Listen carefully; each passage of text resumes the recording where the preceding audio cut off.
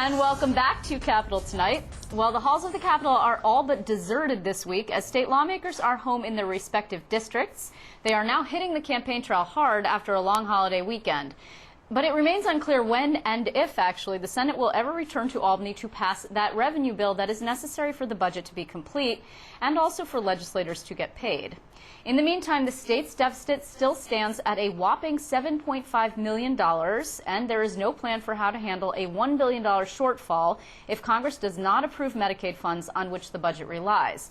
Now, on top of all of this, local governments are still feeling the pain from the state budget pinch. Joining me now to try to make sense of all this fiscal mess is State Budget Director Robert Megna and also State Association of Counties Executive Director Stephen Acquario. Gentlemen, thanks very much. Thank you. So let's start with you, if you wouldn't mind, Robert. Then where are we exactly? Is $7.5 billion rather, is that the number that you're going with at this point? I was hoping you would stick with the $7.5 million. Yes, million. that's a drop in the bucket.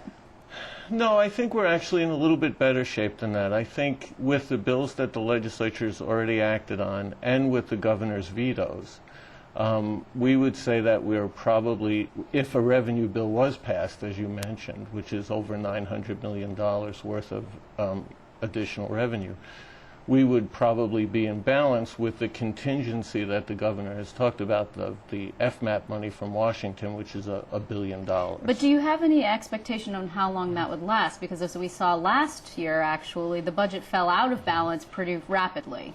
Yeah, it's been a revenue problem for us, so I think to say the least. It's not been so much that spending hasn't been what we thought it would be. It's been more that revenues have been falling short continuously. But I think what's happened, which is one good news thing that's happened, is we seem to have caught up with the revenue situation. So our projections are about on target right now. Okay, so that all sounds great. You've got money, is what you're saying. Revenue projections are on target. Well, I wouldn't go that far. Our revenue projections are on target, but we still need to get that revenue bill passed. Okay. And without that, and even with that, we're still going to experience cash shortfalls until we, start to get the benefit of both the spending reductions and the revenue bill that But right hopefully now, they'll the pass. state is not in a cash shortfall situation. Oh, actually, I just heard to look at the numbers every day. Our general fund is still negative about $100 million as of today, but we have at least, I think we're in the neighborhood of $3.5 billion in the bank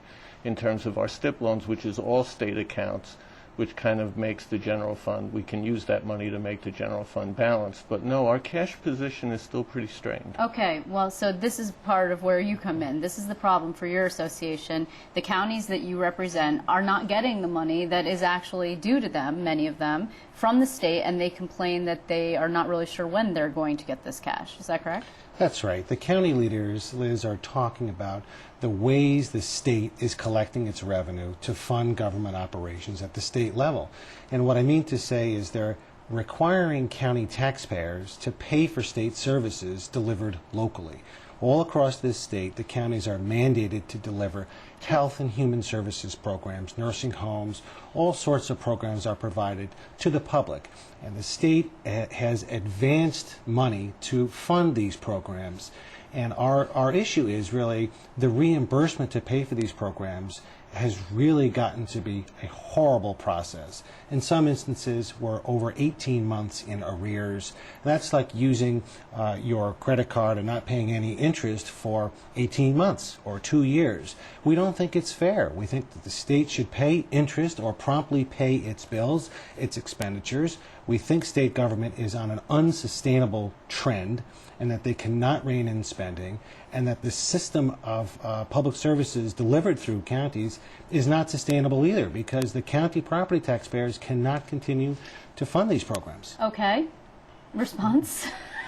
Well, no, Steve makes some very good points, and we have had to watch our spending very carefully because we haven't had a budget. But 18 months is not just careful. 18 months is a long, long time. I think in many cases, there may be some cases where we're short 18 months. I think in most cases what we've tried to do is get as close as possible to the beginning of the fiscal year with the payments we owe the counties as we can.